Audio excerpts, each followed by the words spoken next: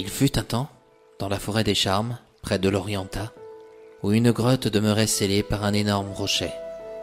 Elle s'ouvrait seulement à la nuit, au coup de minuit, lorsque la lune atteignait le sommet le plus élevé des montagnes d'Aria, un phénomène qui ne se produisait que tous les 300 jours. À l'intérieur de cette mystérieuse caverne habitait un elfe, répondant au nom d'Ena. Ena était également le gardien d'un trésor réputé inépuisable. De nombreux aventuriers britanniens tentèrent en vain de s'emparer d'une partie de ce trésor pour échapper à leur misère. Cependant, la grotte se refermait brusquement sur leurs traces, et la plupart y laissaient leur vie. Un soir, alors que la grotte s'ouvrait, une modeste veuve, accompagnée de son petit-fils, ramassait des brindilles à proximité de cet endroit mystique. En s'approchant avec le jeune garçon, elle découvrit des tas de pièces d'or et décida d'en glisser discrètement dans son tablier. Soudain, elle entendit le grondement du rocher qui s'apprêtait à se refermer. La vieille femme eut de la chance, contrairement à José, qui demeura piégé dans le souterrain. La veuve frappa désespérément contre le rocher et poussa des lamentations. « Pourquoi ai-je été si bête? Oh, j'étais riche avant d'être réellement pauvre. La seule richesse que je possédais, vous me l'avez enlevée, gardienne. Pourquoi ai-je voulu en acquérir plus? Rendez-moi mon petit-fils, je vous en supplie. » Malgré ses implorations, la grotte demeura immobile. La veuve rentra chez elle.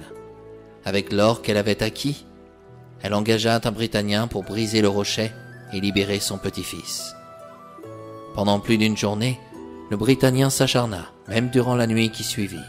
Mais, au lever du jour, les trous et les entailles qu'il avait laborieusement creusés s'étaient mystérieusement comblés. La pauvre grand-mère devint de plus en plus anxieuse. Elle consulta le pasteur de l'Orienta, qui lui conseilla d'attendre la prochaine nuit où la lune atteindrait le sommet des montagnes d'Aria. Ena était réputée pour être bienveillante avec les enfants. Le pasteur recommanda à la veuve d'apporter chaque matin un petit pain et un pot de lait pour nourrir son petit-fils. Malgré son soulagement financier grâce aux pièces d'or, la grand-mère était tourmentée par les jours qui passaient sans José. Il était sa seule famille. Chaque jour, en apportant de la nourriture au petit, elle restait des heures devant la grotte, regrettant son avidité.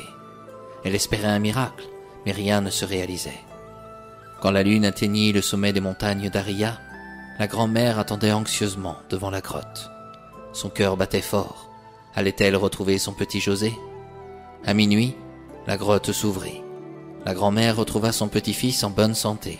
Cependant, elle n'avait jamais imaginé rencontrer Ena, la gardienne de la grotte. Elle portait une robe verte qui symbolisait l'espoir. Ses yeux étaient d'un bleu clair et sa peau se trouvait en harmonie avec ses longs cheveux raides et blancs. « Oh, mon petit José, que suis-je contente de te retrouver. Tout va bien, mamie. Ena s'est gentiment occupée de moi, tu sais. Elle n'est pas méchante, mais au contraire, elle est plus gentille qu'on le raconte. »« Merci d'avoir pris soin de lui, » affirma la grand-mère en regardant l'elfe. « J'espère que vous retiendrez la leçon, » déclara Ena. « Les gens veulent toujours plus que ce qu'ils possèdent déjà. Or, la véritable richesse ne se trouve pas au fond de ma grotte, mais au contraire. Elle demeure dans votre cœur, madame.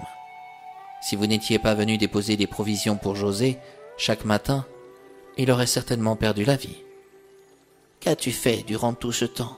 demanda la grand-mère à l'enfant. « Ena m'a permis de découvrir un monde où l'on y rencontre des licornes et des bébés dragons. Tu verrais, ils sont trop mignons. Tu veux venir les voir ? » ?»« Non, je préfère rentrer à la maison, si tu veux bien. » José comprit l'épuisement de sa grand-mère.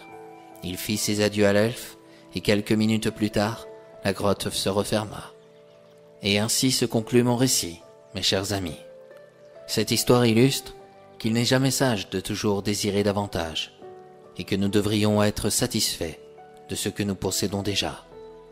Cette grand-mère s'est laissée éblouir par de brillantes pièces d'or, alors que son plus précieux trésor était à ses côtés. Ne vous laissez pas tromper par des promesses vides, et profitez du moment présent, surtout de vos proches qui sont près de vous et qui constituent votre véritable bonheur.